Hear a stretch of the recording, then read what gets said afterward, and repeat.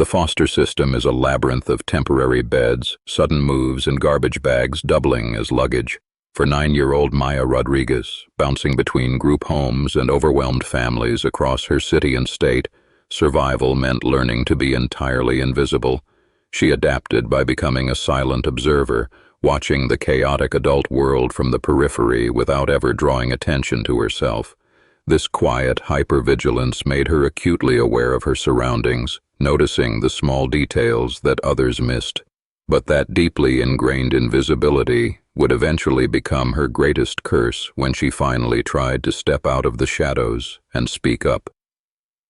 The summer of that year brought a suffocating, relentless heat to her neighborhood, and with it, a brutal crime that shattered the fragile quiet of her temporary home. A well-known local business owner was found violently murdered in the narrow, trash-strewn alleyway directly behind Maya's foster residence. Panic swept through the community as police swarmed the scene, pulling bright yellow tape across the cracked pavement and aggressively knocking on doors. Detectives were desperate for a lead, canvassing the block for anyone who might have seen something moving in the dark hours of the early morning. Maya had seen almost all of it from her second-story bedroom window.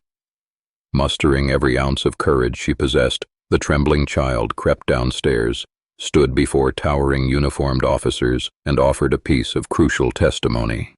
She provided a specific description of a getaway vehicle and detailed a man with a distinct heavy limp fleeing the alleyway. Instead of taking her seriously, the lead detective looked over her head at her foster mother, rolled his eyes, and jotted down a dismissive note. The ignored witness was instantly written off as just another troubled kid seeking attention. That single, crushing moment of rejection fractured something deep inside her young mind. When the authorities sworn to protect and serve look right through you, the world becomes a profoundly dangerous and isolating place. Maya retreated violently back into her shell, forced to carry the heavy, terrifying secret of a killer's face while the people around her simply went on with their lives.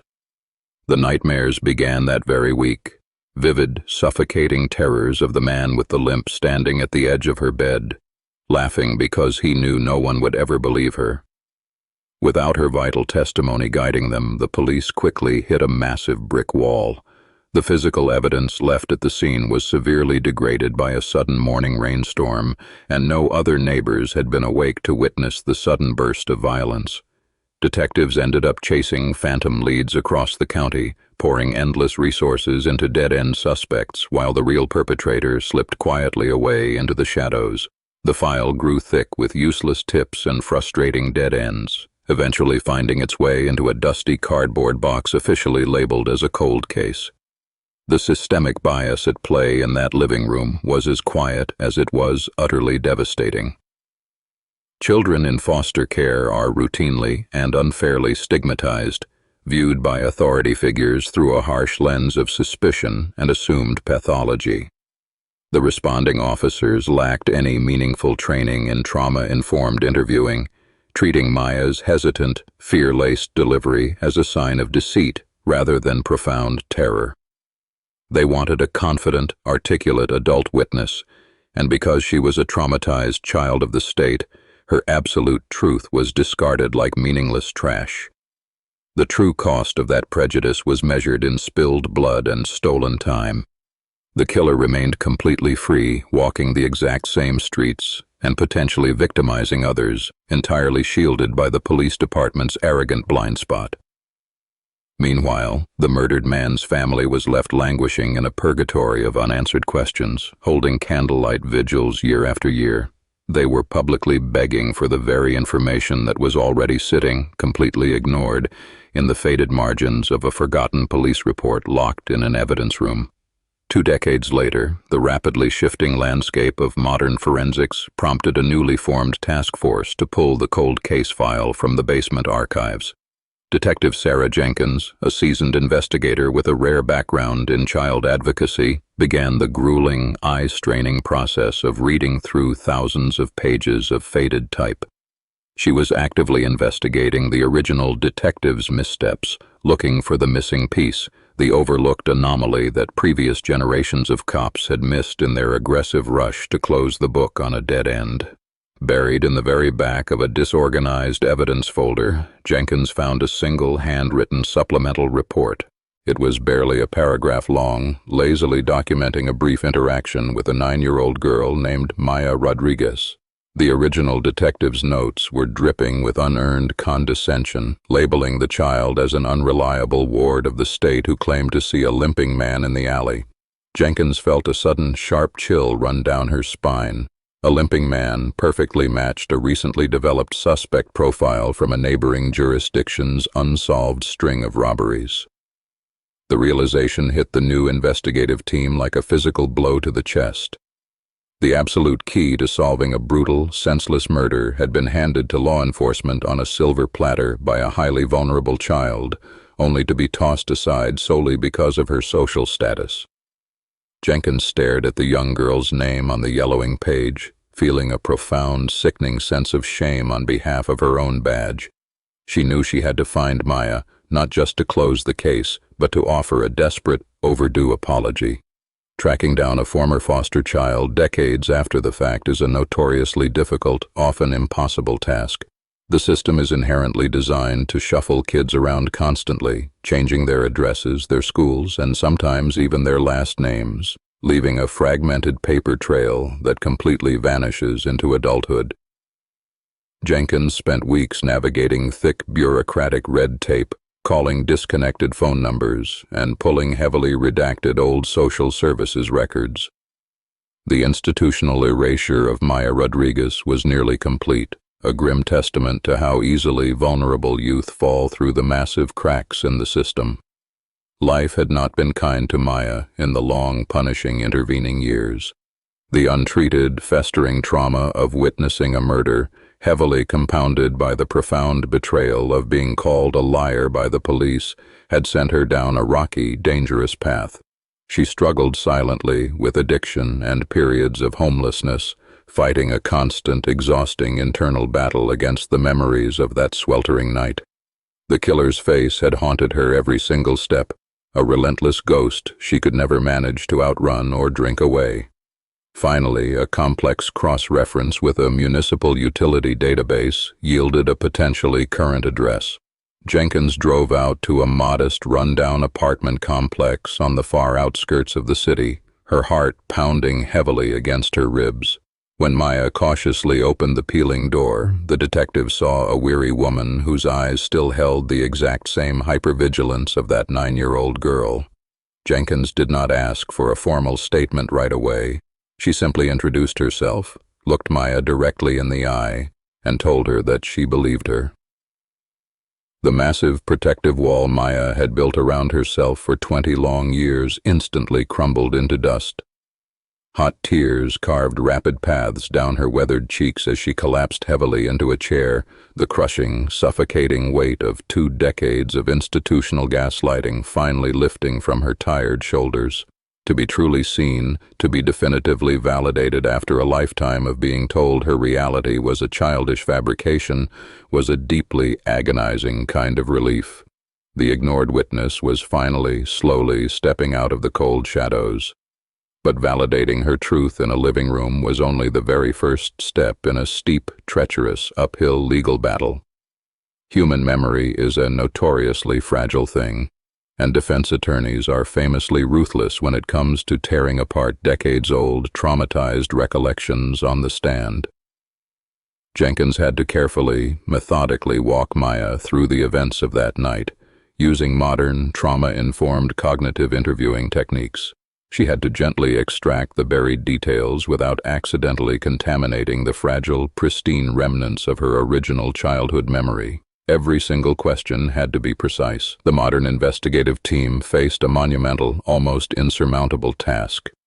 They had to corroborate a child's forgotten testimony with hard, undeniable physical evidence that had somehow survived the long passage of time. They returned to the original crime scene, which had since been transformed into a gentrified coffee shop, using advanced 3D modeling software to recreate the exact sight lines from Maya's old bedroom window. They needed to prove beyond a shadow of a legal doubt that a 9-year-old girl could have seen exactly what she claimed to have seen in the dark alleyway. The devastating ripple effect of the original detective's blinding arrogance became glaringly obvious during the reconstruction. If they had simply taken 2 minutes to walk upstairs and look out that specific window, they would have instantly realized the alley was perfectly illuminated by a harsh industrial street lamp that had since been removed. The physical environment had perfectly supported her story all along, but the investigation was hopelessly poisoned by a fundamental lack of respect for the witness. The absolute truth was always right there, waiting in the ambient light. The ultimate turning point came when Maya suddenly recalled a highly specific detail she had never managed to tell the first officers, simply because they had stopped listening to her. She vividly remembered the limping man dropping something heavy and metallic near a rusted storm drain as he frantically fled the scene. Armed with this new, hyper-specific clue, Jenkins immediately ordered a massive forensic excavation of the old, defunct drainage system. Deep in the compacted mud and decades of debris, technicians unearthed a heavily rusted, highly customized folding knife. Even with the likely murder weapon finally recovered, the rigid legal system threw up immediate, frustrating roadblocks. The district attorney's office was highly hesitant to bring murder charges based heavily on the testimony of a woman with a documented history of substance abuse and a childhood psychiatric record generated by the state foster system. The prosecution inherently viewed her as a massive liability on the stand. They completely failed to understand that her troubled adult past was a direct, tragic symptom of the very crime they were now trying to prosecute. Jenkins flatly refused to let the justice system fail Maya a second time.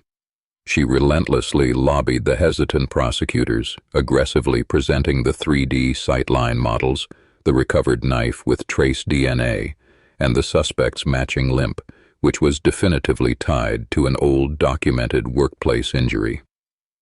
The sheer, undeniable weight of the corroborating evidence eventually forced the district attorney's reluctant hand.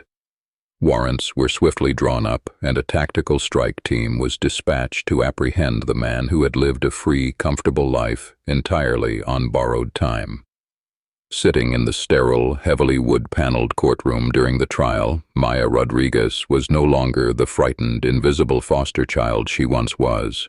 When she confidently took the stand, her voice was remarkably steady, powerfully anchored by the undeniable reality of her own deeply painful lived experience.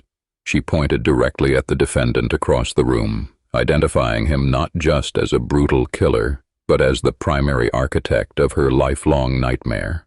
Reclaiming her own narrative in that public space was an act of profound, earth-shattering defiance. Her immense courage forces a harsh, unforgiving spotlight onto a criminal justice system that routinely and systematically silences the most vulnerable among us. We are left to wonder how many other cold cases are sitting in precinct basements right now, completely unsolved simply because the key witness was a runaway, a foster youth, or someone deemed socially undesirable. The inherent, unchecked bias in assessing witness credibility creates a devastating, gaping loophole for violent predators, allowing them to operate with absolute impunity in marginalized communities where they know the police simply will not listen. The swift guilty verdict could not magically give Maya back her stolen childhood, nor could it erase the agonizing years spent wandering in the dark, secretly believing she was crazy. The deep psychological scars left by institutional betrayal run incredibly deep, permanently altering the fundamental architecture of a person's soul. But as the heavy steel handcuffs finally clicked around the killer's wrists, a profound, heavy silence fell over the packed courtroom. It was a quiet, collective acknowledgement of the catastrophic human cost of ignoring the truth for so long. The hard-fought closure of this cold case stands as a stark, glaring warning and a powerful, enduring testament to human resilience. Maya Rodriguez survived both the brutal violence of the crime and the crushing apathy of the state, fiercely holding on to the truth until the world was finally ready to hear it. Her harrowing story demands that we actively dismantle the deep-seated prejudices that blind our pursuit of justice. It serves as a permanent reminder that the most crucial voice in the room is entirely too often the one we stubbornly refuse to hear.